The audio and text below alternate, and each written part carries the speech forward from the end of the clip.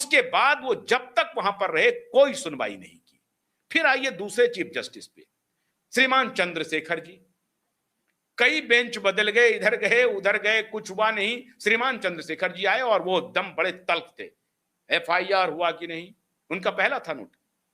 FIR कहां है, किधर है? तो ये एफआईआर के लिए ही तो लड़ाई लड़ी जा रही है मिलॉर्ड। तो उनका पहला स्टेटमेंट था, वेरी क्या कोई एफआईआर हुआ है इसमें? नहीं हुआ है। अरे तो एफआईआर का आदेश दीजिए ना। 2 महीने तक उसके बाद छुट्टी मनाते रहे, 2 महीने बीत गए। 2 महीने बीतने के बाद श्रीमान का ट्रांसफर एलिवेशन हो गया, एलिवेट होकर के आ गए सुप्रीम कोर्ट के माननीय जज बन गए। श्रीमान चंद्रशेखर जी भी, श्रीमान आलोक आराधे जी भी आ गए, श्रीमान चंद्रशेखर जी भी आ गए, और हमारे श्रीमान सूर्यकांत, चीफ जस्टिस सूर्यकांत जी देश को पाठ पढ़ा रहे हैं, देश को बतला रहे हैं कि हमारी न्याय व्यवस्था कैसी होनी चाहिए, हमें कैसा आचरण करना चाहिए। अरे आपका आचरण अब पूरा देश देख रहा है। आपका आचरण देखा लोगों ने, ऐसा बवाल खड़ा कर दिया कि एक भूत वहां पर बैठा हुआ है। आपके आचरण को अब दो देश देश देश देख रहा है, देख रहा है देश। अभी मैं हैरान हूं, अभी एक महिला का, मेरे जान पहचान की एक महिला का फोन आया और उन्होंने मुझे फोन पर कहा कि देखिए आशुतोष जी, ये कहानी हो रही है कि अखबार में खबर छप रही है कि जजेस कह रहे हैं कि रेप की श्रेणी डिफाइन हो रही है, कि सलवार को अगर टच करेंगे तो वो रेप नहीं है। अब ये देखिए कितने बड़े डॉक्टर है, कितने बड़े मनोवैज्ञानिक हैं। ये रेप की श्रेणी डिफाइन कर रही है। महिला फोन कर रही है, 80 years old woman called me few hours back and I have the record. 80 years, more than 80 years old women called me. Can you imagine? Chief Justice Surikant ji, Sriman Chief Justice Surikant ji, can you imagine? Can you answer it? No, you won't answer. आपके पास नहीं। क्यों? आप badminton खेलने के लिए गए थे? अभी तो आया कि बैडमिंटन खेल रहे हैं, लॉ मिनिस्टर के साथ बैडमिंटन खेले जा रहे हैं। हमारे जस्टिस आए, बने 75 नहीं था, 75 नहीं गए थे, 3-4 लोग गए थे।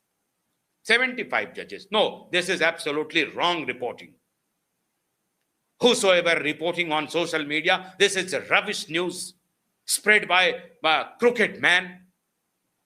No, this is absolutely conspiracy. Yeah, it was a conspiracy.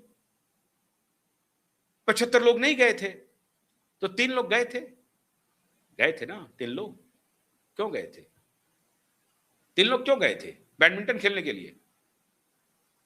Badminton खेलने के लिए गए थे 3 लोग।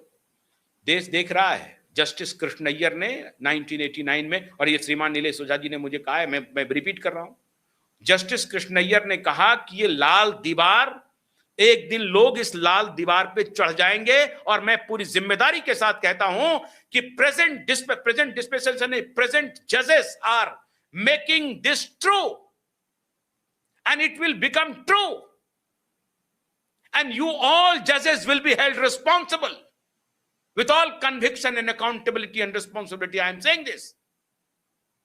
आप सभी इसके लिए जिम्मेदार होंगे, जो परिस्थिति आप बना रहे हैं। पूरा देश देख रहा है। एक बलात्कार का, एक मर्डर का केस एफआईआर रजिस्टर की बात लेकर के उसके पिताजी दर दर ठोकर खा रहे हैं। पूरी मशीनरी रात दिन इस बात में लगी रहती है कि कैसे भी करके आज की हियरिंग को टाल दी जाए, और देश इतना आग बबूला है कि 80 years old women फोन करके कह रही है कि देखिए आशुतोष जी, ये रिपोर्टिंग देखिए, अखबार में इस तरह से आ रहे हैं कि जजेस रेप को किस तरह से डिफाइन कर रहे हैं। सलवार छूना जो है वो रेप नहीं है। बताइए, ये जजेस बोल रहे हैं। कमाल है। अब इनको और भी कोई भाषा इनको बतलाई जाए, समझाई जाए। हद हालत है। ये ऐसे देश चल रहा है। तो आज की घटना क्या हुई सुनिए साहब। कहा कि मिस्टर हीरे आज नहीं है, अनअवेलेबल है, he is not available, therefore we need 1 more day sir. Nilesh Ojha advocate खड़े होकर के कहे कि ये अब नहीं हो सकता, ये नहीं हो सकता, एनफ इज एनफ नाउ। और ये जो अदालत है उसमें महिला जज हैं एक, इसलिए that is why we are hopeful that justice will be delivered. उन्होंने स्ट्रॉन्ग ऑब्जेक्शन लिया तो कहा कि अच्छा ये लास्ट चांस हम देते हैं, the last chance given by the honourable जजेस, दो बेंच है, लास्ट चांस दिया तो अगली तारीख 3 अगस्त की मिल गई। मैं सीजेआई सूर्यकांत जी से पूछना चाहता हूं, अरे मोदी, शाह, फडणवीस, राहुल गांधी, केजरीवाल, ये सब तो झूठ बोलेंगे ही, ये झूठ के हैं व्यापार में है। They are liars of highest order. Is there any confusion? No, we don't have any confusion. They are liars of highest order.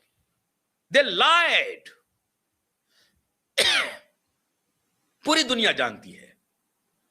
लेकिन चीफ जस्टिस, आपके हाथ में तो न्याय का ध्वज है, आपके हाथ में तो फंक्शनल डेमोक्रेसी का ध्वज है, एंड फंक्शनल डेमोक्रेसी का सबसे बड़ा नमूना फंक्शनल जुडिशरी है, डीएक्टिवेटेड जुडिशरी नहीं है। Where is your activism? Activism for whose sake? बड़े बड़े लॉयर जो पॉडकास्ट कर रहे हैं, श्रीमान सिब्बल जी, वो किधर हैं? Where is Abhishek Manu Singhvi, who declares his income tax return 1000 crore? वाह, 1000 करोड़ का एसेट है साहब इनका, 1000 करोड़ लॉयर। और सिब्बल साहब चर्चा नहीं कर रहे हैं इस पर। अभी कोई मुस्लिम हिंदू वाला कोई खेल होता ना, ये पूरी चौकड़ी, ये पूरी जमात बैठ जाती और कहने लगती कि डेमोक्रेसी खत्म हो गया, जुडिशरी खतरे में है, सब कुछ खतरे में है।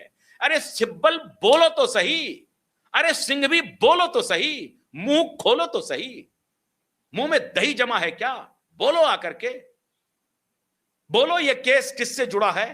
चूंकि ये केस आदित्य ठाकरे और उद्धव ठाकरे के बेटे से जुड़ा है, आदित्य ठाकरे से जुड़ा है, सबके मुंह में दही जम गया है, सारा चुप हो गया। मीडिया भी चुप है, चिल्लाने वाली मीडिया भी चुप।